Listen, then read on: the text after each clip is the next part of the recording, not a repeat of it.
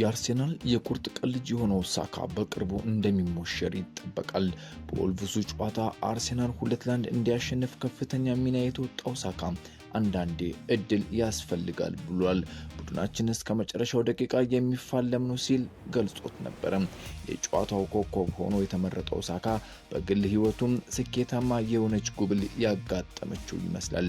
በቅርቡ ውድ የሆነ ቀለበት ጥቂቶች በተገኙበት ለፍቅረኛው ያሰረው ሳካ እንደሱ በትምህርት ብሎም በስነ ምግባር ላቅ ያለች እንደሆነች ከተነገረላት ቶላሚ ቤንሰን ጋር ወደ 3 ጉልቻ እያመራ ነው። አንዳንዶች ዴቪድ ቤካምና ባለቤቱ ቪክቶሪያ በትዳርና በንግዱ ያሳኩትን መልካም ዝና ምናልባት እነሳካ ሊያሳኩት እንደሚችሉ በምክንያትነት ተንብየውላቸዋል።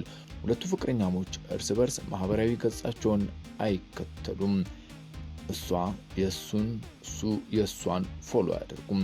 87 ቁጥርን በጃኬቷ ላይ አጽፋ በስታዲየም መታደም የጀመረችው ቶናሊ ቤንሰን እና ቡካዮ ሳካን የተመለከተው ዝግጅታችንን እስከ ፍጻሜው እንድትከታተሉ በአክብሮት ስዩም ፍቃዱ ጋብዛችኋለሁ።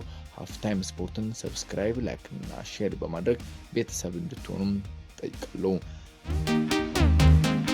ቀለሜው ሳካ በትምህርት ቤት ከመምህራኖቹ በጣም የሚወደድ ተማሪ የነበረ ነው። የሁለተኛ ደረጃ መልቀቂያ ፈተናን እንግሊዝኛ፣ ሂሳብ፣ ሳይንስ እና ጥምር ሳይንስ፣ ፊዚክስ፣ ባዮሎጂ እና ኬሚስትሪ፣ ቢዝነስ ስተዲስ የንግድ ትምህርት ማለት ነው። እንደዚሁም የሃይማኖት ትምህርት አርኢ እና የአካል ማጎልመሻ ትምህርትን 7ቱንም ኤ ነው ያመጣው። ሳካ የንግድ ትምህርት ከሚወዳቸው የትምህርት አይነቶች አንዱ እንደነበር ይናገራል። ያው ይሄንንም ኤ ነው ያመጣው። ሳካ ትምህርቱን በአርሴናል አካዳሚ የጎለበተ ከመጣው የእግር ኳስ ህይወቱ ጋር አጣጥሞ ይከታተል ነበር። መምህራኑም አርአያ ተማሪ ሲሉ የሚያወድሱት ተማሪ የነበረ ነው። በከፍተኛ ውጤት ሁለተኛ ደረጃ ትምህርቱን ቢያጠናቅቅም ወደ ዩኒቨርሲቲ ተቀላቅሎ መማር አልቻለም። ወደ እግር ኳሱ ያዘነበለ ይመስላል። አሮን ራምሴን ቀይሮ በመግባት በዋናው ቡድኑ በዩሮፓ ሊግ ላይ በ17 ዓመቱ ለመጀመሪያ ጊዜ በአርሴናል መጫወት የቻለው ሳካ አሁን ከ8 ዓመት በኋላ የቡድኑ ወሳኝ ተጫዋች ሆኗል። በ2020 ሰኔ ወር ላይ 2 ሰዎች ሴትና ወንድ ከአንገት በታች ምስል ያለው ልጥፍ ቶናሊ ቤንዝ በኢንስታግራም ገጿ ላይ ለጠፈች። ይህችው የጥቁር አልማዝ ቆንጆ ቀስ ብላ ወትሮም ባልተለመደ መልኩ የአርሴናል ቲሸርትን ለብሳ ማህበራዊ ገጿ ላይ ከተፋለች። ያው ይህ ለሷ ለወዳጇ ያላትን ፍቅር ለመግለጽ ሲሆን ቀስ እያለችም ተከታዮቿን እያለማመደች ይፋ ለማድረግ የተሰናዳችም ያስመስላታል። ጥቂት ቆየት ብላ ሊፍት ውስጥ ፊቱን በጭንብል ከተሸፈነ ሰው ጋር የተነሳችውን ፎቶ አጋራች። እናም እንዲህ አለች፣ ሊፍት ውስጥ ካገኘሁት አንድ ሰው ጋር አለች። ጥቂት ቆየት ብላ በገና ሰሞን በበረዶ ክምር አጠገብ የተነሳችውን ፎቶ ስታጋራ ያ ሰው ፊቱን በጭንብል ሸፍኗል። ፍቅረኛዋ የላከላትን የገና ስጦታዎችንም እዩልኝ ስትል አጋርታለች። እንግዲህ ማንነቱ ሳይታወቅ 2 ዓመት አልፎ በ2022 ዱባይ ላይ አንድ ጀልባ ላይ አረፍ ብለው ሲዝናኑ በፓፓራዚ የተነሱት ፎቶ ግን የድብብቆሹን ጨዋታ አስቆመው። በኮታር ዓለም ዋንጫ 2022 ላይ ጥንዶቹ ከእንግዲህማ ሐላል ከሆነ አይቀር ብለው በስታዲየም አብረው ታዩ። አሁን እነ ቤካም በመልካም ስነምግባር የሆነ የጥንድነት ተምሳሌት ዝናውን ለነሳካ የሚያስረክቡበት ሰዓትና መድረኩን ለአዲሱ ትውልድ የእንግሊዝ እግር ኳስ ተምሳሌት ሳካ ሊያስረክቡ ይመስላል። የአርሴናሉ ኮከብ ቡካዮ ሳካ ለ5 ዓመታት የሴት ጓደኛው ለነበረችው ቶላሚ ቤንሰን ትልቅዬ ቀለበት አጥልቋል። ባለፈው ዓመት በተካሄደው ዩሮ 2024 ላይ ቶላሚ የፋሽን ኢንዱስትሪውን ቀልብ ሳበች።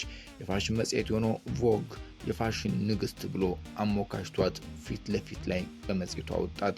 ምክንያቱም ቀለል ባለመልኩ በአንድ ልብስ የመጣ ቀልብም መሳቧ ነበር። ሳካ ወደ አርሴናል የመጀመሪያ ቡድኑ ሲቀላቀል ይለብሰው የነበረው 87 ቁጥርን ሌዘር ጃኬት ላይ አሰርታ ለብሳ አይን ውስጥ ገባች። መጽሔቱም በገጹ ላይ ሰፊ ሽፋን ሰጣት። በውድድሩ ወቅት ከተጫዋቾች ሚስትና ፍቅረኞች በተለይ መልኩ አይን ውስጥ የገባች የብራንድና የባህል ኤክስፐርት የሆኑት ኒክ ኤድ እንደተናገሩት ጥንዶቹ ከእግር ኳስ በጣም ትርፋማ ከሆኑ ጥንዶች አንዱ በመሆን ሚሊዮኖችን ሊያገኙ ይችላሉ ሲሉ ስለወደፊቱ ተንብየውላቸዋል።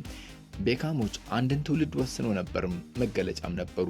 ነገር ግን ቡካዮና ቶላሚም ቀጣዩ ማዕበል ናቸው ይሏቸዋል እኚሁ ኤክስፐርት።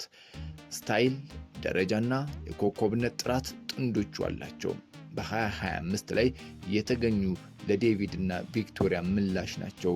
ጥንዶቹ ማስታወቂያ ማሰራት ለሚፈልጉ ትልልቅ ድርጅቶች ስጦታ ናቸው እና እጅግ በጣም ብዙ ሀብት ሊያገኙ ይችላሉ። የንግድ ኃይላቸው ፈንጂ ነው ሲሉ ነው የገለጹት። ምናልባት ብራንዶች እነሱን ለማስፈረም ይሽቀዳደማሉ።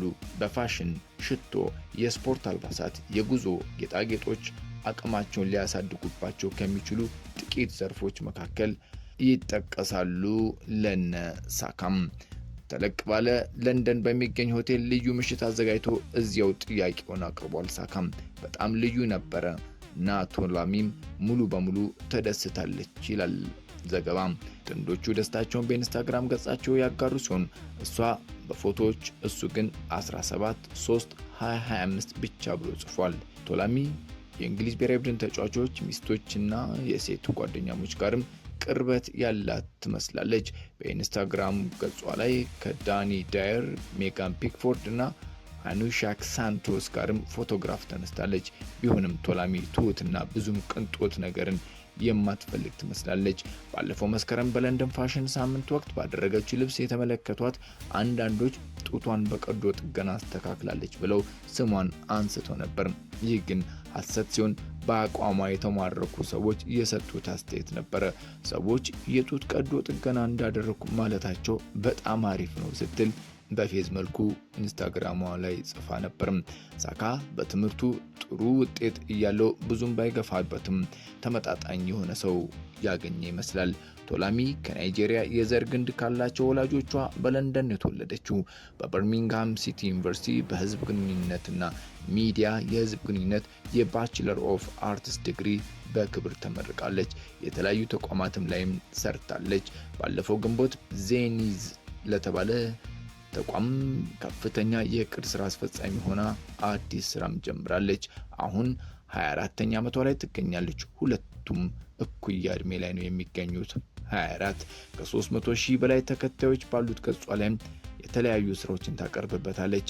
ኤክስፐርት ኒክ ኤድ ጥንዶቹ የመወደድ ብቃት እንዳላቸው ተናግሯል። ቡካዮ ሳካ የእንግሊዝ ወርቃማ ልጅ ብቻ አይደለም፣ እሱ ሚስተር ፍጹም ነው ብሏል። እንከን የለሽ ባል እንደሚሆን ሲተነብይለት እያንዳንዱ ልጅ እሱን መሆን ይፈልጋል እና እያንዳንዱ ብራንድም እሱን ይፈልጋል። ታማኝነትና ተሰጥኦ አለው እና ምርጥ ምሳሌ ነው። ከቤካም ወዲህ ያየነው በጣም ተወዳጅ የስፖርት ኮከብ ነው ሲል አጠቃሏል። ቡካዮ ሳካም በናይጄሪያ ዩሩቡ ጎሳ ትርጓሜው ደስታን ይጨምራል ማለት ሲሆን እነሆ በህይወቱ ደስታን የምትጨምር ያገኘ ይመስላል። እሱም ለክለቡ ደስታን ለመጨመር እየታተረ ነው።